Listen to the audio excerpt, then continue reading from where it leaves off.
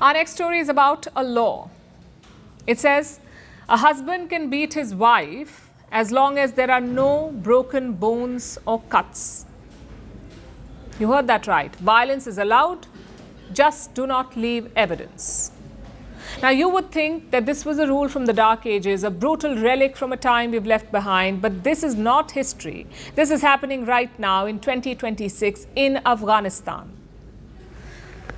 The new law is part of a newly circulated penal code. Reports say it has been signed by the Taliban supreme leader, Haibatullah Akhundzada.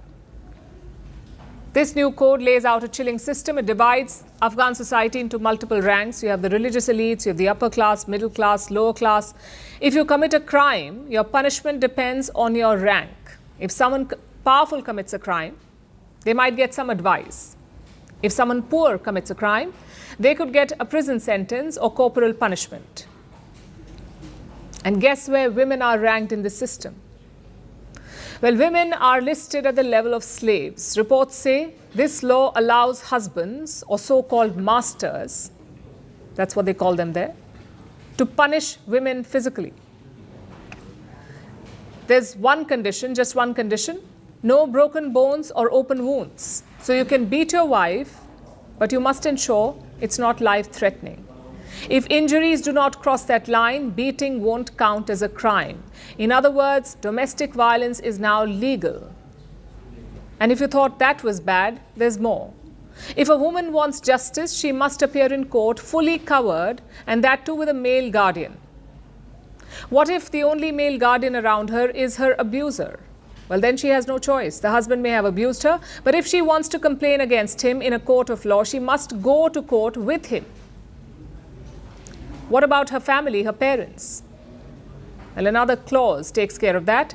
If a woman goes to her parents' home without her husband's permission, she will face punishment. And not just the woman, her relatives too. They could all face jail. Basically, if you've been abused in Afghanistan, do not seek justice or even safety, because the law will paint you as the criminal.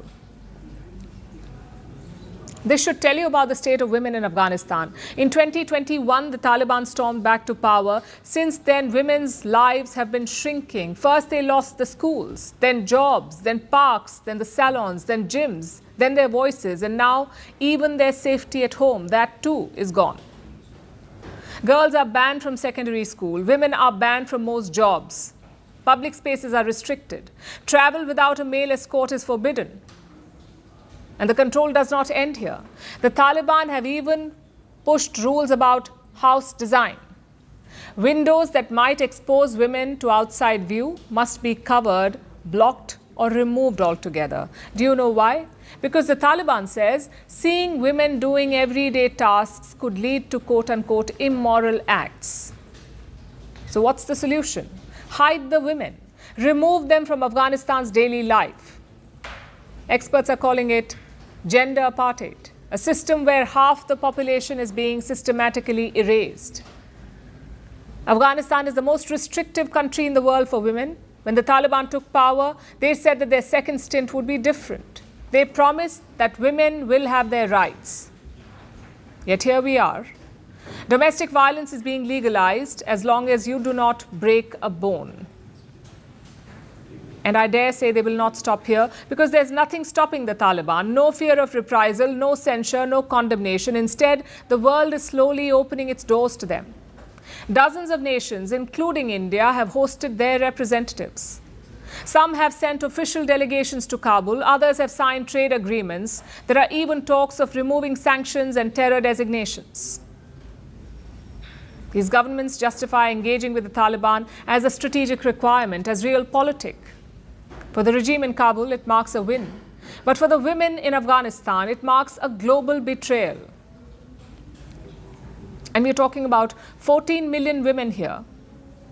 They are being erased from public life. They're being denied dignity and safety. And the world is looking away because standing up for Afghan women serves no strategic purpose. So let me end by saying this. This is not just Afghanistan's shame. This is a blot on the world's conscience, because when a regime legalizes abuse and a world normalizes it, silence becomes complicity. Come up! को आपका बुनियादी हक देंगे। The streets roared her name. Supporters climbed rooftops. History seemed ready to repeat itself. Then it happened. A flash. A burst. Panic swallowing cheers. In seconds, Benazir Bhutto was gone. Not voted out, not defeated, but assassinated. Catch the full story on the assassination at these times, only on First Post.